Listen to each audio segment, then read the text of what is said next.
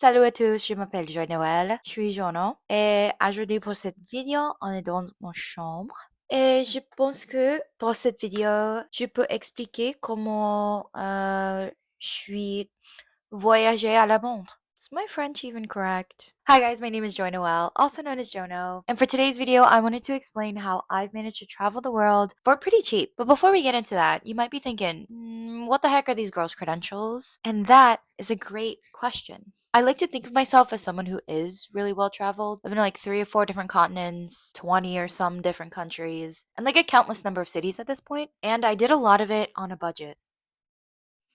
TikTok may or may not be going away, but go ahead and follow me on Instagram at joy.noel and check me out on Rednote at babypunsit. And also make sure you're subscribed here because, yeah, why not? My laptop, right here.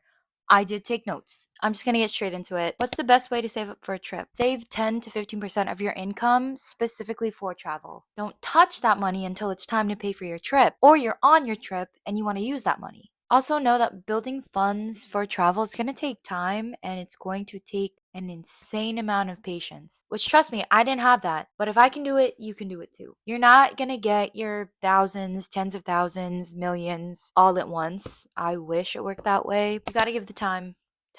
Definitely recommend putting your travel funds into a high yield savings account. I'll have a few linked down below. You can check them out. Decide which one's the best for you. Best way to save for a trip. Save 10 to 15% of your income. Make it automatic. Put it into the high yield savings account. Just let that money grow. Give the time. That's good life advice, not just for travel, but yeah, it's just in general. How do you manage to travel so often? I use my PTO wisely. I really take advantage of 3-day weekends. Every long weekend or a holiday, I have already plans to like go somewhere else. If you saw my 2025 goals video, you would know that I am definitely making travel a priority this year. So if I want to take a little micro trip, I'm going to take a little micro trip. If it's in California or it's a 3-hour plane ride away, why not make it happen? 2025 is the year of micro travel, okay? Not everything has to be a take 2 weeks off work type trip and go international, all right? It don't gotta be like that. Also, disclaimer, I just want to say that I'm speaking from my experience only, and this is all my advice. Please do not take it as word of law. I'm privileged to have grown up internationally and to have had parents who really instill the importance of going to see new cultures and travel and experiencing new things in life. They made it a point for us to go out of the country every few years growing up. And so now, as an adult, I make it a priority to get at least out of my city, if not out of the country, at least once a year, if my paycheck allows it. How do you balance savings for trips with other financial priorities in your life? So, travel is one of my top 3 priorities for this year. Always has, always will be. I came to the realization the other night that I genuinely think that I was put on this earth to experience all that this earth has to offer. We are spiritual beings having a human experience, y'all, and we gotta experience this human life while we have it. But travel is one of the top 3 priorities in my life. So I feel okay with spending money on it. After my bills and rent and everything else I gotta pay for, a good portion of what is left over goes into travel. I follow a 50-30-20 rule with my money. 50% for needs, 30% for wants, 20% for savings. That 30% gets split into 4 different categories: fun and experiences, shopping, health and wellness, and travel. I used to save 80% of my paycheck for travel. Now it's more like 10 to 15 per the advice from earlier. In simple terms, I follow a 50-30-20 rule with my money and I make sure that travel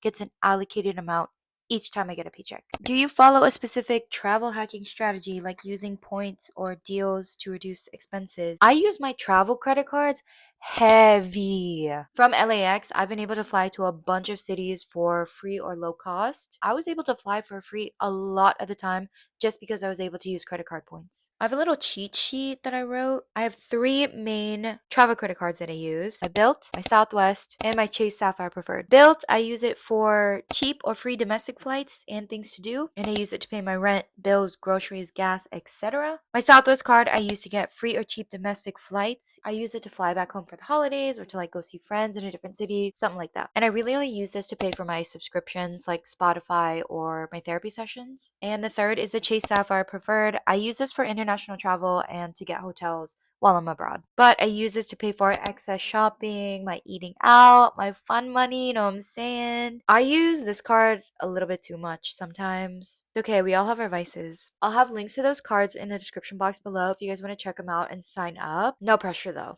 Like none at all. I do definitely think if you are a renter like me, you need to get the Bilt card. Like you just should get it. Not sponsored, but built. If you want to come through, like my email is in the description box below. Please, please reach out to me. Let's make something happen, babe. 2025. Come on.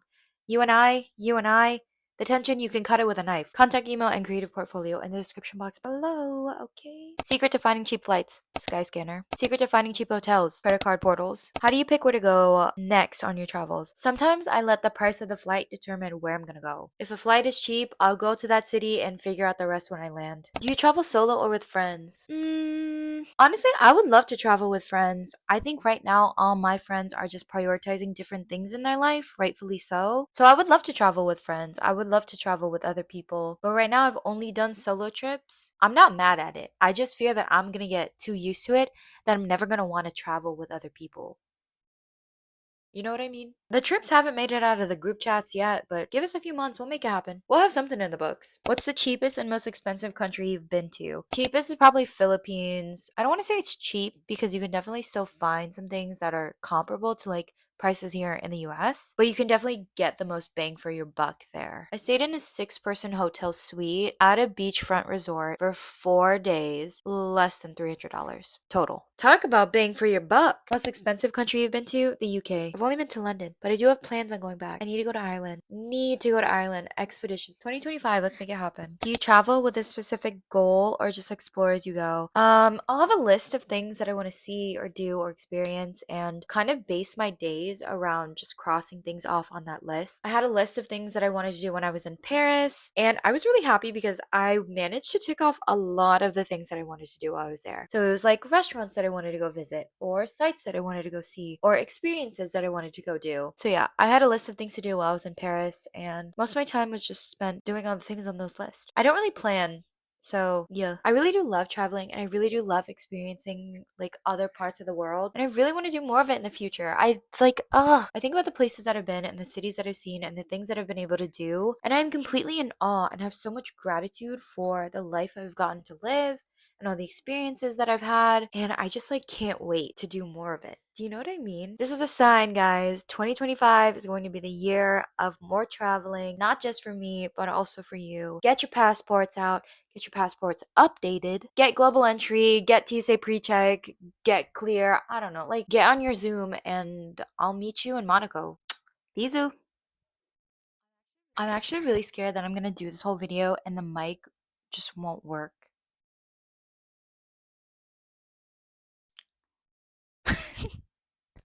Don't know.